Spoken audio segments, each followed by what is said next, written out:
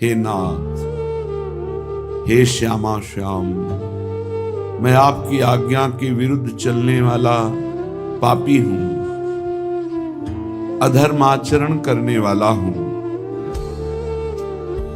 क्या आप ऐसा समझकर हमारा त्याग कर देंगे? नहीं नहीं प्रभु, ऐसा आपको करना उचित नहीं है, क्योंकि जो भयरहित और सुकृत कार्यों की रक्षा करने की बात कही जाती है, उनकी तो रक्षा है ही, क्योंकि वो पुण्यवान हैं, वो प्राज्ञ हैं, वो ज्ञानी हैं। सही माने में रक्षा तो हम जैसों की होनी चाहिए कि हम पापी हैं, अधर्माचरण करने वाले हैं।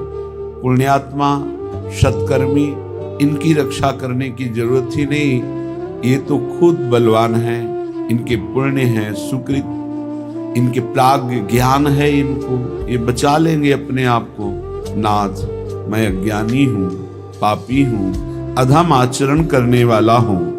रक्षा तो हमारे जैसों की होनी चाहिए, क्योंकि जो स्वयं रक्षित है उसकी क्या रक्षा करोगे? वो तो पुण्यात्मा है, भजनानंदी है, जितेंद्रिय है, वो तो अपनी रक्षा कर लेगा। नाथ, रक्षा तो हमारे जैसों की होनी चाहिए। प्रभु, मुझ महान अधम असाधु की आप रक्षा नहीं करेंगे ना, तो आपका पतित पावन नाम है, दीन बंधु नाम है,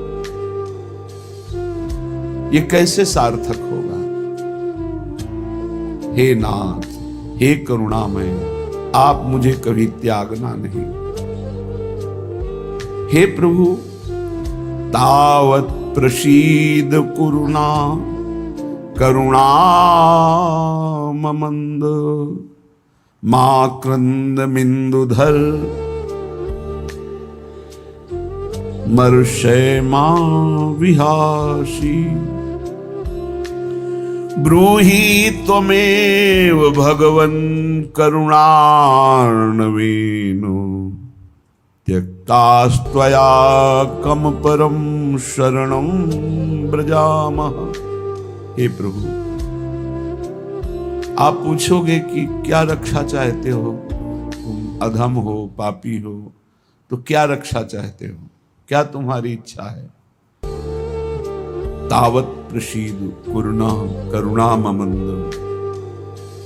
हे करुणा में प्रभु, बस आपसे एक कृपा मांगता हूं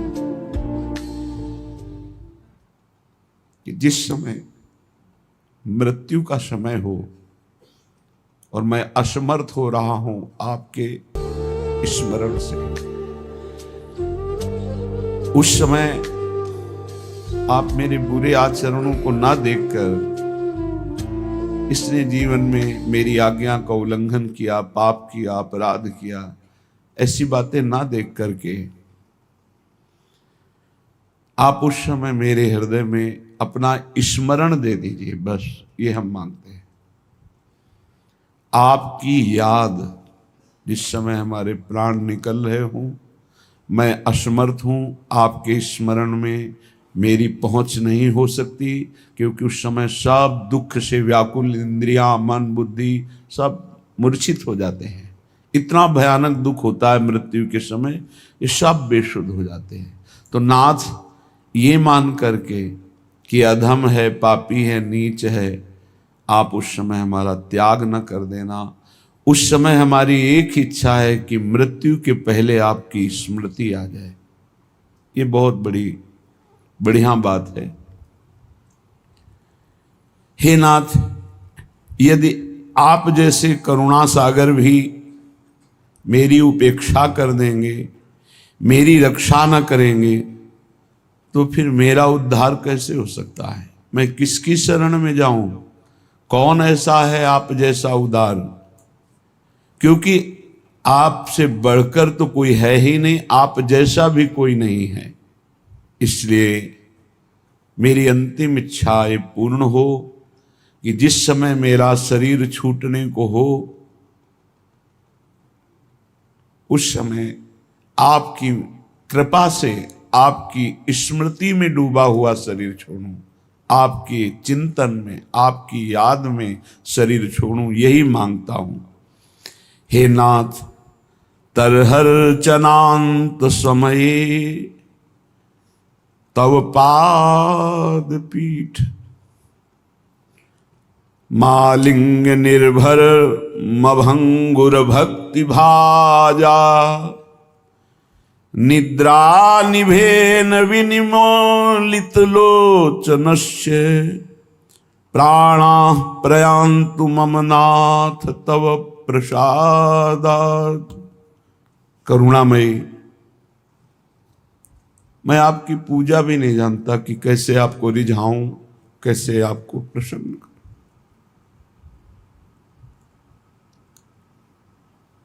प्रभु, इतना तो जरूर जानता हूं कि आपके चरण रखने की चौकी को ब्रह्मा शंकर शनकादि नमस्कार करते हैं। आपकी पादपीठ को, चरण रखने की चौकी को ईश्वर कोटि के महापुरुष भगवान ब्रह्मा जी, महादेव जी, शनकादि ये नमस्कार करते हैं। प्रभु, ऐसा हो कि जब मेरा शरीर छूट रहा हो और आप मेरे सामने हो और मैं अपना मस्तक आपके चरणों में रखकर बस निरंतर के लिए सो जाऊं। आप मेरे सन्मुख हो और मैं अपना मस्तक आपके चरणों में रखकर सदा सदा के लिए सो जाऊं, ऐसी कृपा कर दो। हे नाथ, मेरी नींद कभी टूटे ना, प्राणों का उत्क्रमण हो जाए और जब आंख खोलूं तो आपके दिव्य लीला में, दिव्य धाम में आपके समीप खोलूं, ऐसे मुझे सुला दो। आप मेरे सामने हो, आपके चरणों में मस्तक रखकर मैं सदा सदा के लिए ऐसा सो जाऊं कि फिर इस जगत में आंख ना खुले। जब मुझे होश आवे तो मैं देखूं कि मैं भाव देह से अपने आराध्य देव के धाम में हूं, अपने आराध्य देव के समीप हूं, अपने प्राण प्रीतम की सेवा में हूं। ऐसी कृपा कर दीजिए। प्रभु, आपके लिए कुछ दुर्लभ नहीं है। ये मैं कोई कठिन बात नहीं मांग रहा कि आपको मेहनत करनी पड़ेगी। प्रभु, जैसे अत्यंत बड़ा भयानक विषैला सर्प काट ले, लेकिन जिनको गारुणी मंत्र आता है वो उसे क्षण में उतार देते हैं।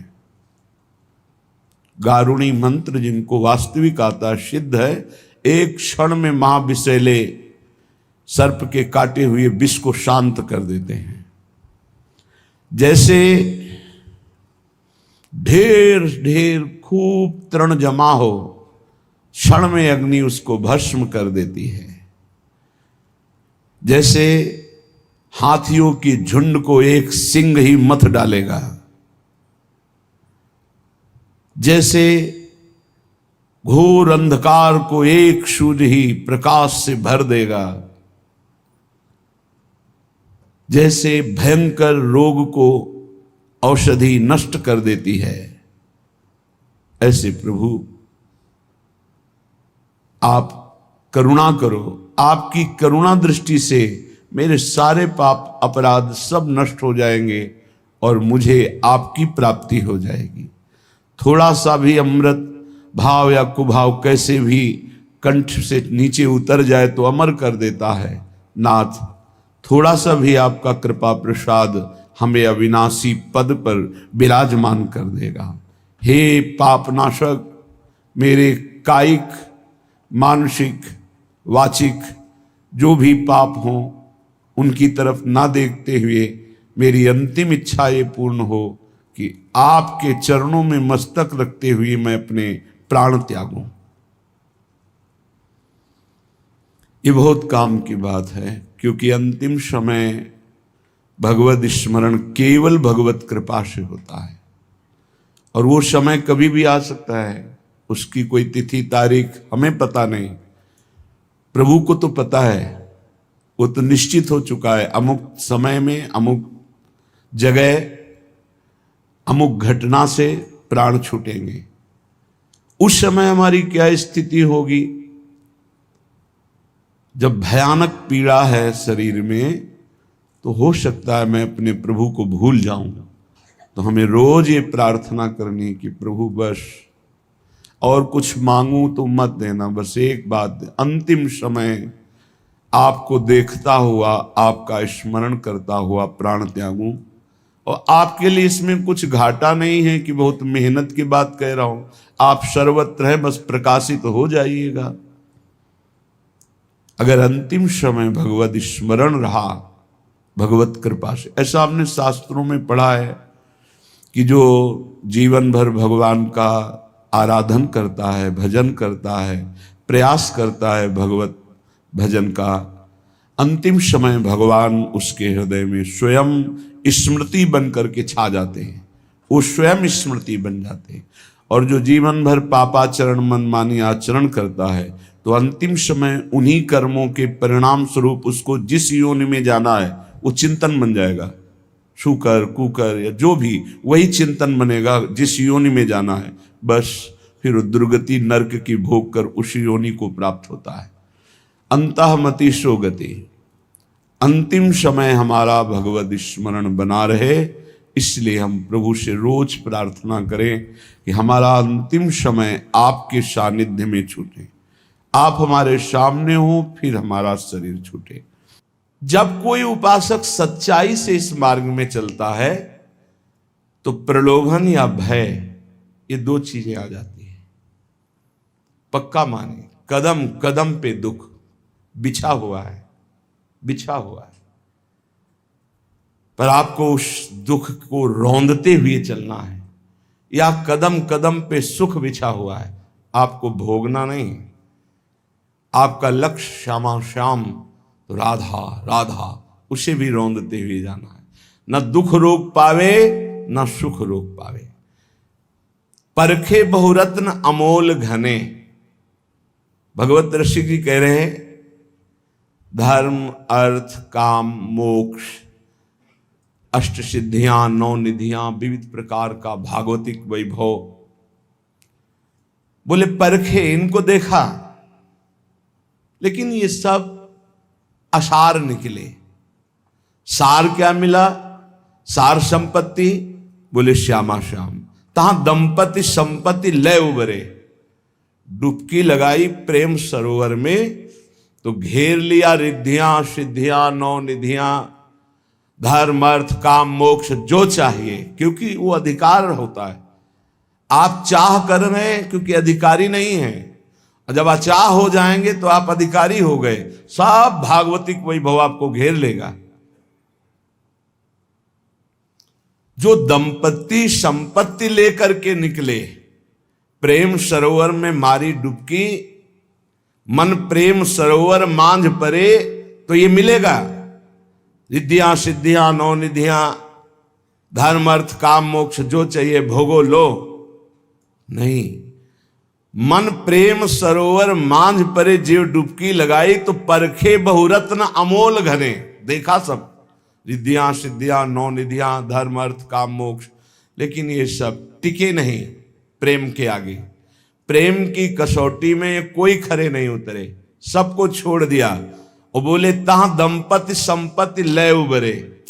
संपत्ति हाथ लगी, श्यामा श्याम। श्यामा श्याम के सिवा न कोई सिद्धि, न कोई निधि, न धर्म, न अर्थ, न काम, न मोक्ष, कुछ नहीं, केवल प्रिया प्रीतम। तो क्या बोले? अरि पान करें दृग बारु निरूप, छके अति घूमत नेह भरे। अब नेत्र प्रेम भरे, नेत्रों में श्यामा श्याम की रूप माधुरी बस गई। ये सब सहज होता है, सहज। केवल नाम जप करते हुए असत आचरण त्याग कर अपने आराध्य देव के अनन्य हो जाओ, गुरुदेव के, आचार्य देव के। कहीं एक पकड़ लो, पूरा चद्दर है, एक कोना पकड़ लो पूरा चद्दर आ जाएगा। गुरु को पकड़ लो, आचार्य को पकड़ लो, इष्ट को पकड़ लो, धाम को पकड़ लो, ये सब आ जाएगा। एक ही है, कहने को विविध नाम है। जब कोई भी रिद्धि सिद्धि धर्म अर्थ काम मोक्ष स्वीकार नहीं किया तो रूप बस गया श्यामा श्याम का। और रूप बारुनी कहा है, रूप रूपी मदिरा उन्मत्त कर देने वाली है। न रात में नींद न दिन में चैन, आठों पहर परमानंद में डूबा हुआ, प्रेम की भारी विकलता, ये साधन वाधन से नहीं होता। ये आचार्य अनन्यता, गुरु अनन्यता, बस उनके वचनों पर पूर्ण समर्पण, कृपा कोर हुई, ज्ञान चक्षु खुले, संपूर्ण भोगों से वैराग्य, और जो हमारे थे वो याद आ गया, श्यामा श्याम, स्मृति जागृत हो गई। नष्टो मोहा स्मृति लब्धा, अब हाय हाय मच गया। अनंत जन्मों से मैं अपने स्वामी से विमुख होकर कितना भटकता रहा, अब नहीं।